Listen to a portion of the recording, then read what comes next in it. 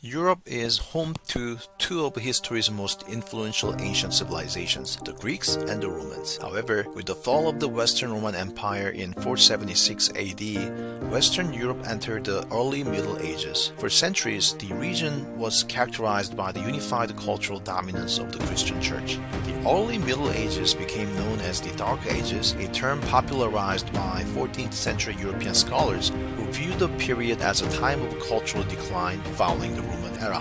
While modern historians debate the fairness of this label, it is undeniable that during this time, Western Europe lagged behind other civilizations, particularly in Asia, in economic and technological development.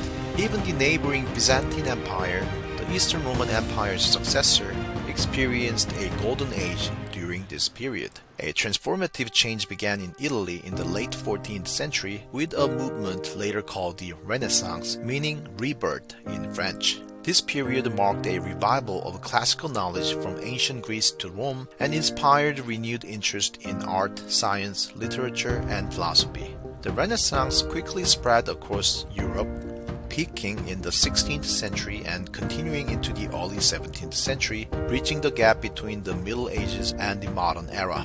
One of the Renaissance's most significant contributions was its cultural shift from a God-centered worldview to one that emphasized human potential and achievement. This intellectual movement, known as humanism, celebrated individual expression and critical thinking, laying the foundation for the modern world. The Renaissance's impact extended to politics, where its human-centered values inspired more secular governance. A key figure in this transformation was the Italian philosopher Niccolò Machiavelli, who analyzed political power pragmatically, breaking from religious and medieval traditions. The Renaissance ushered in the modern era, which generally refers to the period from the late 15th century to the present.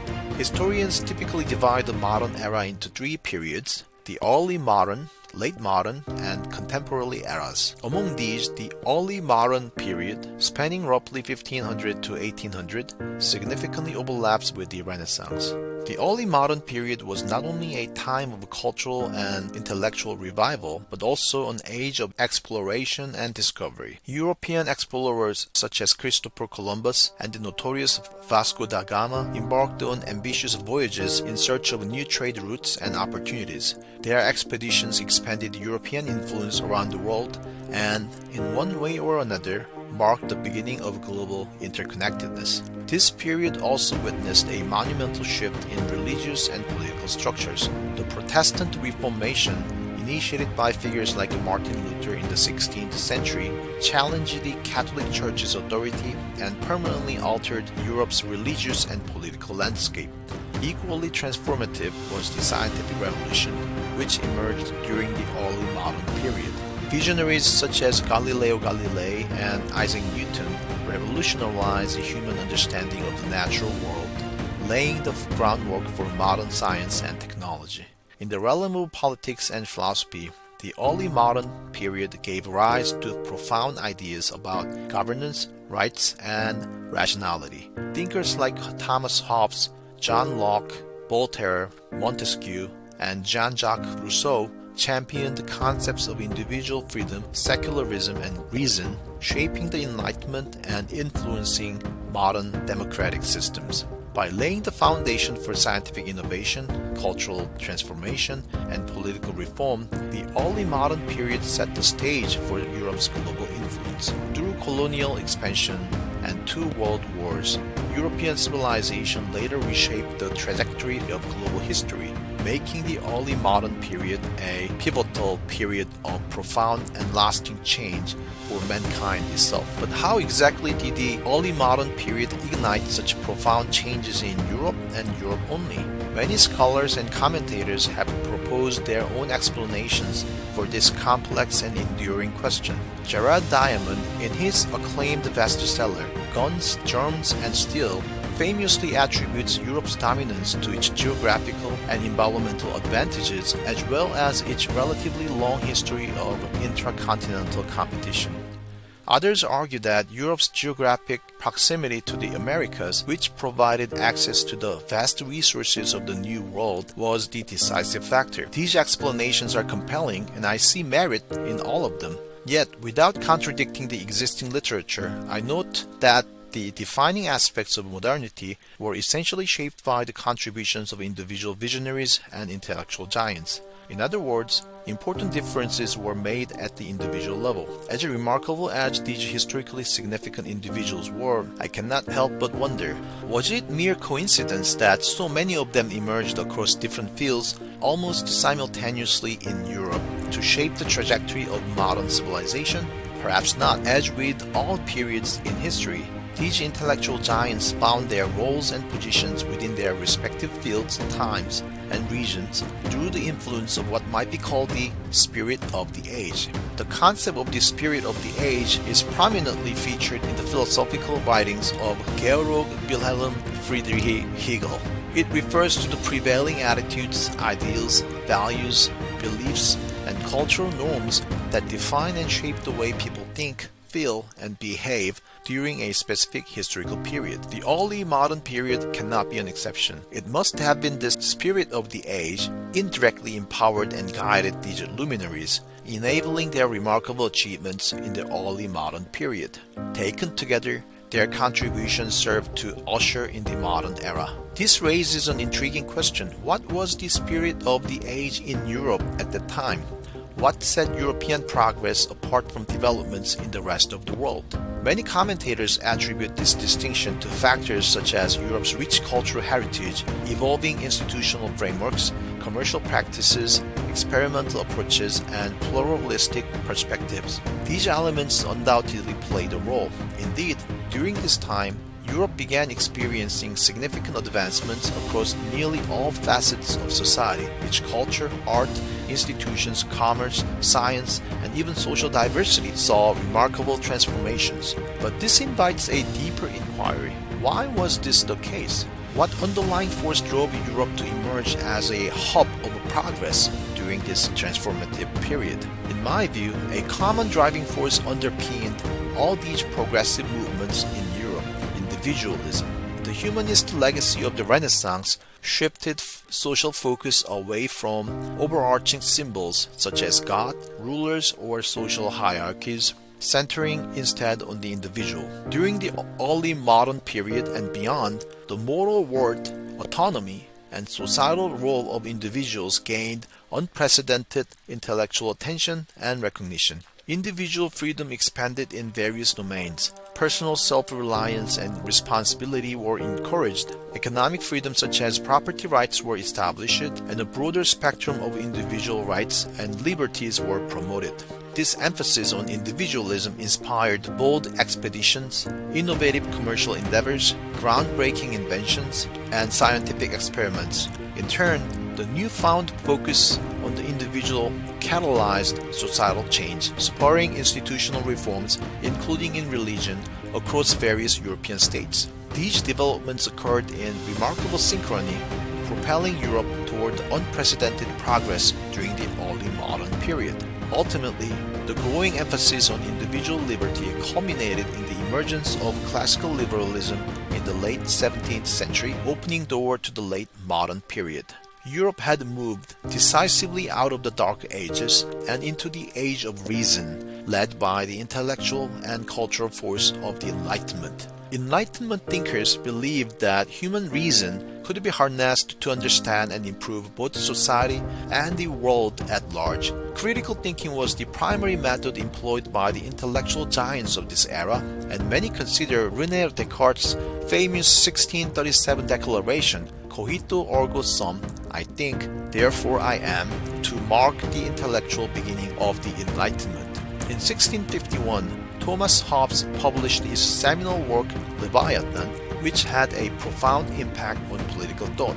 In this work, Hobbes introduced the revolutionary idea that a state system of government was not divinely ordained, but rather the product of the collective agreement of its members. He argued that in the absence of government, society would revert to a state of anarchy, which he described as bellum omnium contra omnes, the war of all against all. In this state of nature, where no rules or public authority existed, life would be miserable, insecure, and governed only by the law of the strongest.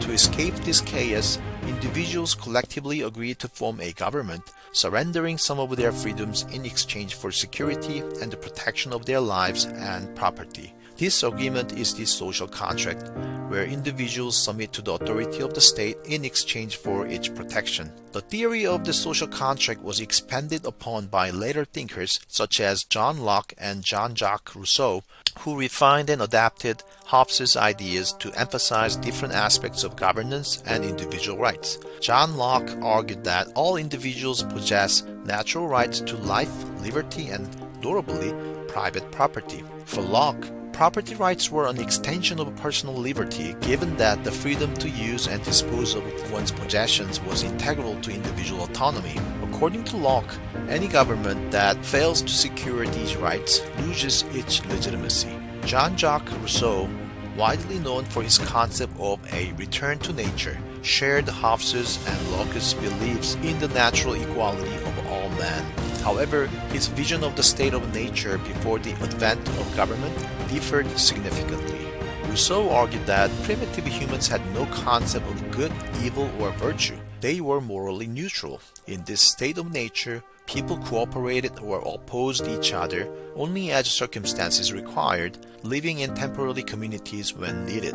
As community life expanded and society formed, customs and conventions emerged. With the development of agriculture and related technologies, wealth accumulated, and disparities between the rich and the poor began to take shape. Over time, institutionalized hierarchies and systems of domination arose to perpetuate these inequalities, maintaining an entrenched social order that benefit the wealthy and powerful. Rousseau believed that these social institutions, such as laws, primarily served the interests of the elites rather than reflecting the consent of all individuals. In his view, the individuals in a state of nature had never agreed to submit to a predatory social system. As such, Rousseau argued that social structures leading to widespread misery must be dismantled and replaced with systems reflecting the equal will of all members of society. To achieve this, Rousseau envisioned a society where laws and institutions were created through the equal participation of its members. For him, the ideal society required that all eligible individuals have an equal right to vote, shaping the rules and institutions of the community. A governing body, such as a government, would then be responsible for enforcing the collectively decided laws and ensuring adherence to the general will.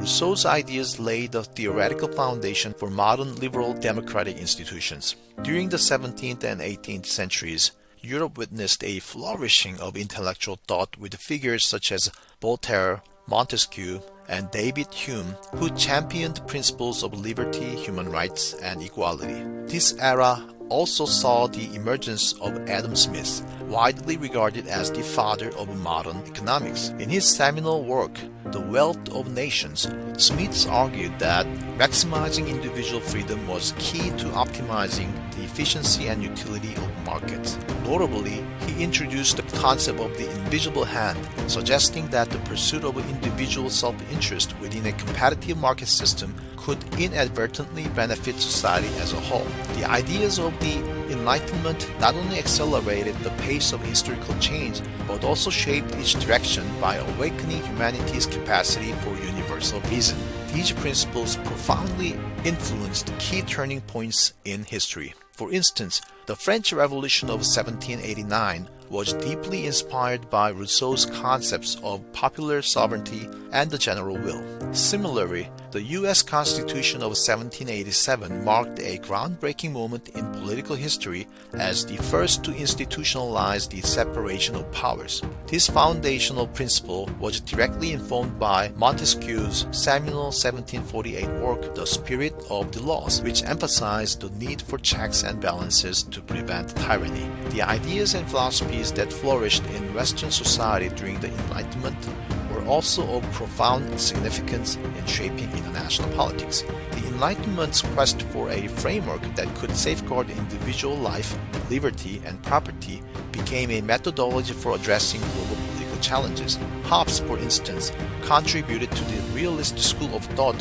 by defining the state of nature as a condition of anarchy. At the same time, his concept that individuals devised governance to escape the natural dread of anarchy also influenced liberal perspectives. Building on Hobbes' insight, some theorists envisioned sovereign states collectively creating a global leviathan to mitigate the dangers of international anarchy. Meanwhile, Rousseau offered an alternative, an international community of sovereign states cooperating to pursue shared interests and the common good. This era also saw a transformation in how international trade was understood. The mercantilist view, which framed trade as a zero-sum competition between nations, began to give way to more liberal ideas. Adam Smith argued for the benefits of free trade, positing that it could increase a nation's total output and foster mutual economic prosperity. Montesquieu, in turn, suggested that peace is the natural consequence of commerce, linking economic exchange with the promotion of stability and harmony among nations. Around 1800, Europe transitioned into the late modern period, which spanned until 1945. The intellectual advancements of the early modern period continued to influence Europe during this time. At the outset of the late modern era, Europe experienced the Industrial Revolution, a phase of rapid industrialization and technological innovation. This era catapulted Europe to unparalleled levels of global dominance, transforming it into the most advanced civilization of the time. However, increased wealth and technological superiority did not bring peace. Rather, they amplified conflict. Geopolitical rivalries among European powers fueled relentless wars within the continent and spurred global imperial expansion. Armed with technological advantages far surpassing those of other regions, European nations were able to assert control over much of the world with little resistance, often doing so without restraint or regard for the consequences. Unfortunately, the late modern period not only fostered intellectual progress, but also marked an era of global colonialism and imperialism. As a result, some of Europe's greatest thinkers sought ways to overcome the gravitational pull of realpolitik and achieve perpetual peace in the international community. One such philosopher was Immanuel Kant, a towering figure in the history of thought, whose death in the early 19th century even symbolized the end of the Enlightenment era. In my next video, I will delve into Kant's Toward Perpetual Peace, through which Kant explored how liberal principles could be harnessed to bring about lasting peace among nations. Okay, that's all for today. See you next time.